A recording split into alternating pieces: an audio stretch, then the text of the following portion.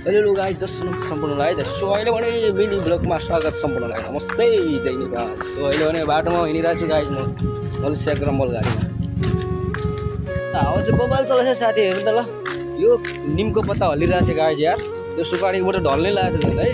ल गाइस चाहिँ हेर्नु त आँप फुलिरहेछ आँप गाइस आँप फुलिरहेछ गाइस सम्पूर्ण नेपालमा चाहिँ सिजन चाहिन्छ भने यहाँ चाहिँ अक्सिजनै पुरै फुल्दिने क्या है। सो अचम्म छ नि त गाइस।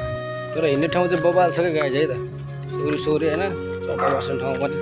सो घरहरू चाहिँ यस्तो क्या पुरै एकदम सानो सानो नर्मालिटी घरहरू छ पुरै है त गाइस। टाउनमा म घुमेर त्यहाँ आउँदैछु है। सो बबाल छ तर है त यो फुल चाहिँ बबाल छ क्या है।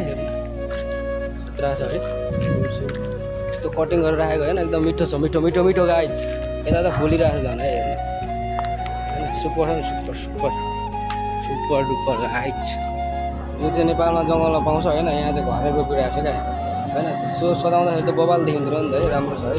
त्यसो पसलतिर आएको क्या हल्का है त टाइम पासको लागि। त्यही भएर गाइस बनाइदिइहालेको ल एउटा मिनी भ्लग गर्दैन। Okay thank you so much. अहिले ठ्याक्कै हामी होइन यो सानो एउटा पसलमा आइपुगेको छौँ। सो हाम्रो दादाहरू बसिरहनु भएको छ ह्यान्डसम दादाहरू है। सो हेरेर साथ दिनु होला है। यस्तै छ यहाँको डेकोरेसन हुन्छ।